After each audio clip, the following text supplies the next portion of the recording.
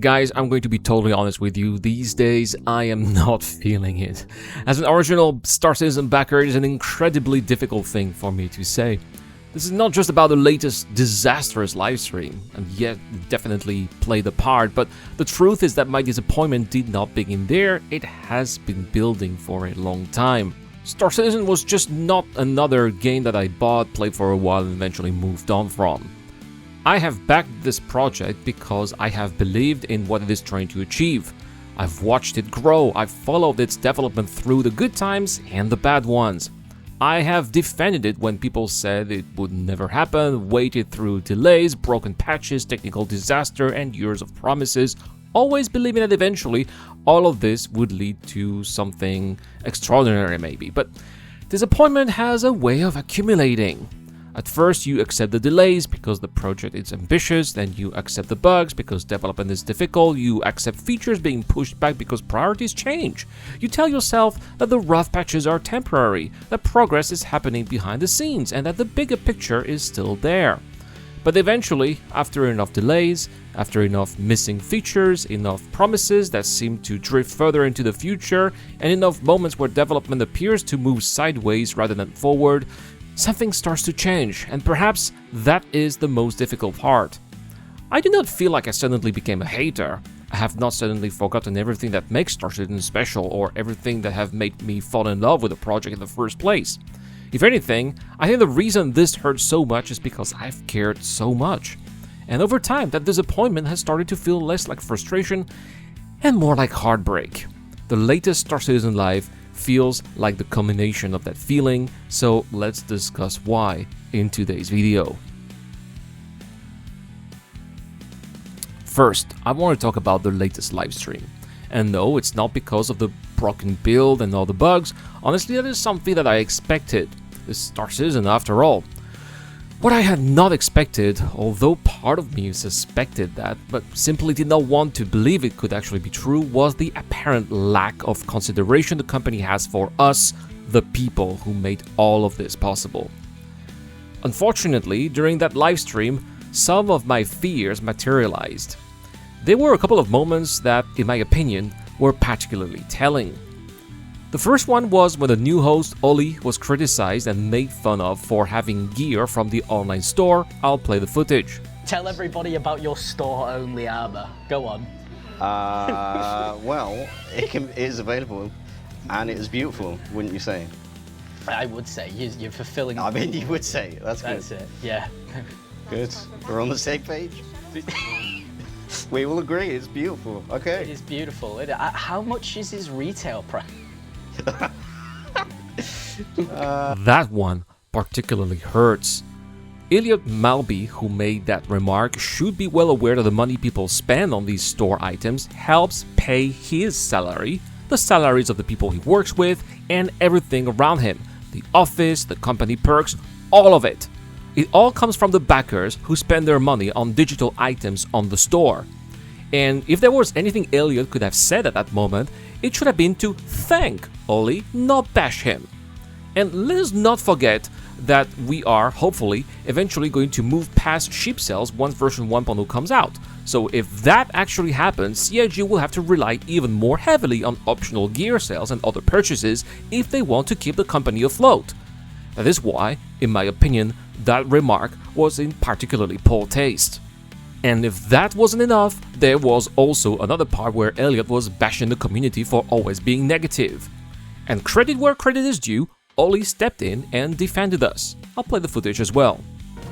So, Twitch chat, I'm going to ask you a question.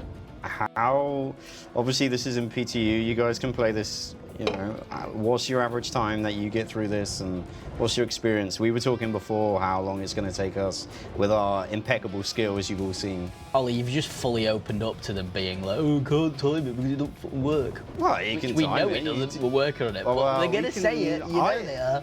Twitch chat isn't going to hurt you, Elliot. It's okay. You'll be fine. Relax. We are just here to discuss and enjoy and share development. Yeah. That's what we're here for. Knight Rider is going to have his work cut out for him. Oh, I'm done. Damn it. Oh, no. Once again, the entire thing felt so out of place. It gave me the impression that we, the backers, The people who have funded this project for all these years are seen as a nuisance rather than the very people who have made this entire company possible. And that is what really bothered me, because criticism does not come out of nowhere. People are not negative simply because they enjoy being negative. Many of us have been here for more than a decade. We have invested our money, our time, our patience, and in many cases, a tremendous amount of faith into this project. So when the response to that frustration feels like mockery, or when the community itself appears to be treated as an annoyance, it becomes incredibly difficult here not to feel like the people who made Star Citizen possible are no longer being treated with the consideration they deserve. But that wasn't the first time we've had hints that CIG was softly drifting away from the community. Just this year alone, there have been a few examples. One of the most significant is CitizenCon being replaced by an exclusive secret event where a select group of content creators have been invited to try Squadron 42 instead. And I say secret here because there hasn't been a single announcement. Everything was sent individually by email just to the people who have been invited.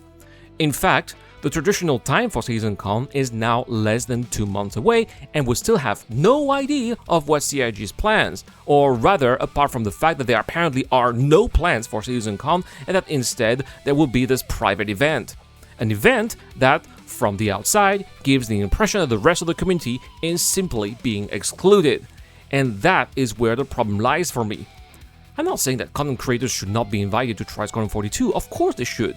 Giving members of the media and content creators early access to a major upcoming game makes perfect sense and is a practice that every big studio does. But CitizenCon is something different. It should be a celebration of the entire community. It was the major event every year where backers could gather, where CIG could speak directly to the people who have supported the project, and where we could finally get a clearer idea of where Star Citizen and Squadron 42 were heading. And now, less than 2 months before the period where CitizenCon would normally take place, we still know nothing, just reports that a select group of people have been invited to a private event to play Squadron 42. And once again, it creates this uncomfortable feeling that CIG is slowly becoming more distant from the community that built it. Another blow, and honestly, that one is the one that made me realize that something had definitely shifted, was the absolute lack of acknowledgement of the $1 billion funding milestone. Think about it for a moment. $1 billion. That is an extraordinary amount of money, and every single dollar of it came from the people who have supported this project over the years. In the past, when we reached milestones like 100 or 200 million, we got something from CIG, something like a letter from the chairman. Sometimes it was a celebratory in-game t-shirt or some other little item. They were small gestures, but they meant something. They were genuine token of appreciation from the community, and the backers genuinely appreciated them in return. It was CIG saying, "We couldn't have done this without you." And that is why the complete silence surrounding the $1 billion milestone was so difficult to swallow. After everything we have endured over the years, after all the delays, the broken builds, the setbacks, the waiting, the criticism, and the sheer amount of money the community has continued to put into the project, you would think that reaching $1 billion in backers funding would warrant at least a little acknowledgement. But there was absolutely nothing, and to this day, CIG has still not acknowledged that milestone, not even once. Not in a newsletter, not in a This Week in Star Citizen, not in a video, absolutely nothing. And perhaps that sounds like a small thing, but maybe some people will say, who cares, it's just an acknowledgement, right? But that's precisely the point. It would have cost CIG nothing to say thank you. After a decade of asking this community for its money, its patience, its trust, acknowledging the moment where the support reached $1 billion would have been the easiest gesture of appreciation imaginable. Instead, there was silence. And for me, that silence said more than any celebratory message could have, because it was around that point that I started asking myself whether CIG still sees the backers as the community that made Star Citizen possible, or simply as customers like any other studio or publishers, the very same big publishers CIG at the origin were trying to outshine. And that brings me to another issue I've been thinking about for quite some time, because if you want to talk about CIG's communication with this community, we have to talk about the videos.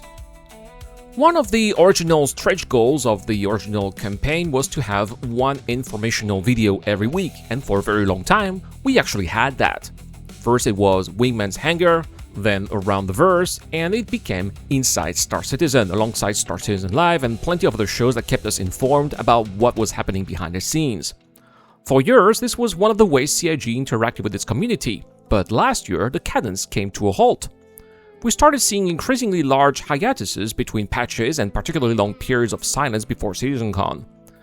Eventually, CIG acknowledged that this was not a proper way to interact with the community, and in January pledged to return to a weekly video schedule. And what was the result? Well, let's take a look. Since that pledge was made, we've had 5 episodes of Inside Star Citizen. 5. Not 5 episodes every month, right? No, 5 episodes in total.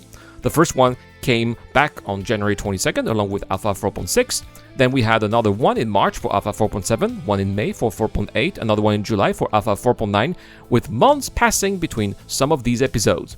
This is not what I would call a weekly schedule. This is essentially the same patch-driven communication model we've had with even less episodes. And this is where I struggle to understand what happened, because CIG itself acknowledged that the previous approach was not good enough. They knew that the community wanted more regular communication. They knew that the weekly shows had been an important part of the relationship between the company and its backers, and they said they were going to bring that back. Yet, here we are. The promise was made, and the result was 5 soulless episodes recapping things that we already knew about upcoming patches that had already been sitting in the PTU for weeks. And CIG even hired Oli to help with video content. Yet we have seen nothing from that, apart from that disastrous Star Citizen Live I mentioned at the beginning of the video. I mean, think about it. They have broken a promise as simple as we are going to give you more videos. And if a promise this simple to fulfill can be broken, then what other promises are they going to break? They promised that they would release Quantum Force 2 this year. We haven't heard anything meaningful about it in months. Back in 2023, they promised that everything we saw as CitizenCon demo would be released within a year, and now, 3 years later, a lot of what was shown has still not materialized. And that's without even getting into what was shown 2 years ago, or last year, so yeah, at this point my confidence in the studio is at an all-time low. And that is an incredibly uncomfortable thing for me to admit after supporting the project since the very beginning.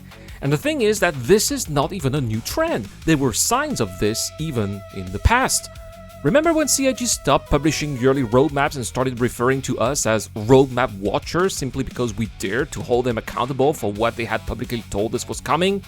Or what about the time they tried to sell us Flight Blades, a gameplay feature that provided a potential advantage for real money while making them unavailable to earn in-game at that time? That was particularly difficult to reconcile with CIG's repeated promise that Star Citizen would not become pay-to-win.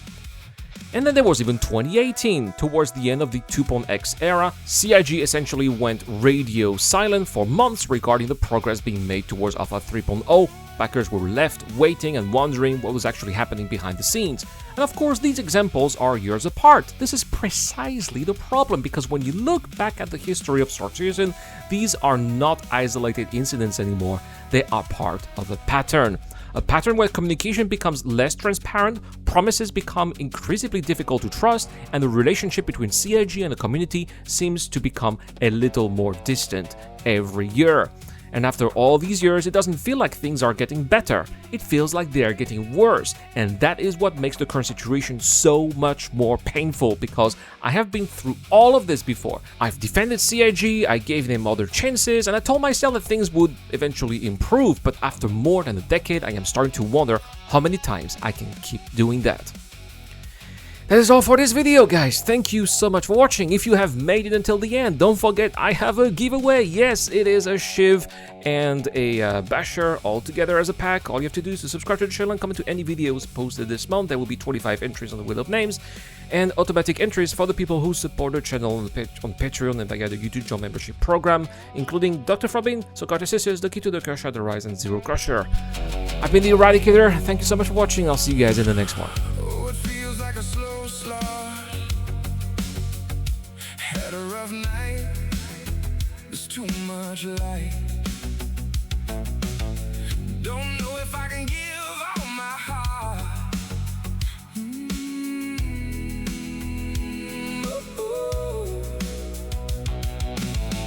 Sometimes it's tough to figure out what's going on, what's said and done.